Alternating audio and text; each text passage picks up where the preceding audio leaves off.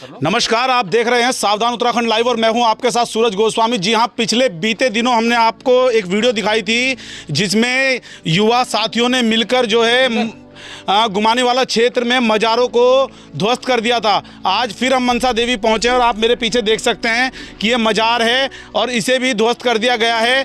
आखिरकार क्यों ऋषिकेश क्षेत्र में, उत्तराखंड क्षेत्र में मज़ारों को ध्वस्त किया जा रहा है? हमारे साथ चंद्रभूषण शर्मा जी मौजूद हैं, इनसे बातचीत कर। जी शर्मा जी, क्या कुछ कहना चाहेंगे? लगातार जो है ऋषिकेश में जो मज़ारों को ध्वस्त किया जा रहा है, इसके पीछे क्या कुछ कारण है?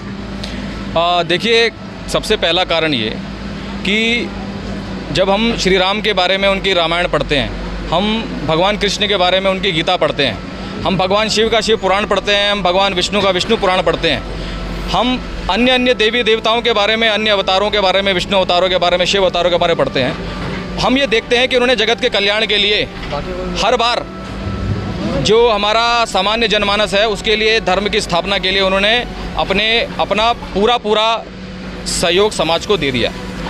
मतलब यूँ कहें कि धर्म की स्थापना के लिए वो हमेशा आगे आए। लेकिन जब हम बात करते हैं किसी पीर की, जब हम बात करते हैं किसी फ़कीर की और इस तरह की चीज़ें की, ना तो हमें उसका इतिहास पता है, ना तो हमें उसकी कोई जीवनी पता है, ना तो हमें ये पता है कि उसका समाज में क्या योगदान है। उसके विपरीत अगर इतिहास देखा जाए तो इतिहास कुछ और है। ना तो हिंदू समाज के लिए कुछ किया गया और कई लोगों का धर्मांतरण अलग से कराया गया। इस प्रक्रिया को देखते हुए जब हम देखते आए कि जगह जगह पे हमारा हिंदू समाज भ्रमित होकर के स्वार्थ में, भय में लगातार वो एक पे एक मज़ारे बनाने में लगा हुआ है, तो हमें ये बात देखी नहीं कि हमें ऐसा लगा कि हमारी आने वाली पीढ़ी वो कहीं ना कहीं इस तरह के गड्ढे में घुस जाएगी और वो धर्म से विमुख होती चली जाएगी। तो इसलिए हमने पिछले सप्ताह से अपनी पूरी एक टीम, जिसमें हमारे देहरादून से साथी हैं, हमारे ऋषिकेश से साथी हैं, दिव्यांशु हैं, हमारे साथ सुमित भाई हैं, आकाश भाई हैं और हमारे सुरेंद्र भाई हैं, उसके बाद अनिल भाई हैं, भूपेश जोशी जी हैं, हमारे साथ मेहर भाई हैं। तो ये सारी जो लोग हैं, कईयों का नाम मैं नहीं ले पा रहा हूँ, शायद क्षमा चाहता हूँ। सभी लोगों का जो एक जागरूक, क्षेत्रीय जागरूक हिंदू युवा है, वो पूरा जाग गया और उन्होंने ये तय किया, सबने निर्णय किया कि अब ये इस क्षेत्र में हम मज़ारे नहीं रहने देंगे। और इस बात को हमने एक नीति बनाई कि हम कोई भी एक तरीके का, जिसको कहते हैं इल्लीगल एक्टिविटी, गैर कानूनी तरीके से कोई काम नहीं करेंगे हम। इसीलिए हमने जिस भूमि पर मज़ार बनी थी उस भूमि के स्वामी से बात करी। स्वामी से बात करने के बाद स्वामी, उनको जो भूस्वामी हैं, उनसे उनकी सहमति ली, उनको समझाया और जब उनको इसके हानियां बताई तो उन्होंने त्वरित हमें सहमति दे दी कि ठीक है, आप इसे ध्वस्त कर दीजिए और हम आगे से इस तरह का कुछ नहीं करेंगे। और बाकायदा एक रिटर्न पेपर हमने उनसे साइन कराया जिसमें सहमति है। तो उसके बाद ये सारी चीज़ें हुई हैं। अभी कुछ दिन पहले आपने जो मज़ार पीछे ध्वस्त की गई थी तो उसमें आपने अपना नंबर दिया था, लेकिन बताया जा रहा है उसके बाद से आपके पास कुछ धमकियाँ आ रही हैं, कुछ लोगों के फ़ोन आ रहे हैं।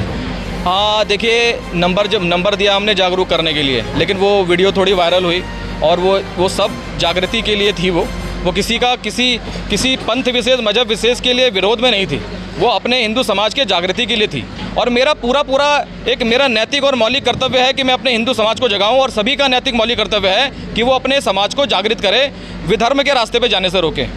उस नंबर को देख करके कुछ शायद हो सकते हैं कुछ इस तरह की असामाजिक तत्वों या कुछ ऐसी मानसिकता के लोग, जो आतंकवादी मानसिकता के लोग हैं, उन लोगों का लगातार मुझसे फ़ोन आने लगे। रात को 11:15 से लेकर सुबह 4:45 बजे के बीच में उनके फ़ोन का सीक्वल रहता था। तो 1-2 दिन तो मैंने फ़ोन उठाए, उसके बाद से आज कल से मैं उसको 2-3 दिन से मैंने स्विच ऑफ कर दिया। तो फ़ोन आ रहे थे, फिर मुझे कई साथियों ने कहा कि आप उनकी कंप्लेन करिए। मैंने कहा देखिए, मैं स्क्रीनशॉट वो फेसबुक पे पोस्ट पे डाल रहा हूँ और यदि LIU ID पर नज़र रखे हुए, यदि LIU को लगता है कि हाँ इस पर कार्रवाई करनी चाहिए तो अपनी कार्रवाई करेंगे। अदरवाइज़ अगर वो सबको देखने के बाद भी कार्रवाई नहीं करते तो मेरी कंप्लेन पे क्या कार्रवाई होगी। तो मैं बेफिजूल का एक और केस उसमें कुछ उलझना नहीं चाहता था, जो होगा वो राम भरोसे, इस वजह से हमने कोई कार्रवाई नहीं करी। चलिए जी भैया, इसके आगे का क्या, इसके बाद का क्या विचार है आप लोगों का? मतलब ये हमेशा ऐसे ही चलता रहेगा, जो अवैध तरीके से जो मज़ारे बनाई गई हैं, क्या वो ऐसी ध्वस्त होती रहेंगी? जी बिल्कुल, ऐसे ही ध्वस्त होती रहेंगी। जो अतिक्रमण है, जो अवैध मज़ारे हैं, और ये ध्वस्त मतलब हम जो इनके स्वामी हैं, जिन्होंने अपनी भूमि पे बनाई है, जो ये उनकी सहमति से हो रहा है। बाकायदा उनसे साइन करवाए जा रहे हैं, उनकी सहमति से ये हो रहा है। और उनका कहना, कहीं ना कहीं उनका मानना भी है कि ये सब चीज़ें हटनी चाहिए। वो खुद कह रहे हैं कि हटनी चाहिए।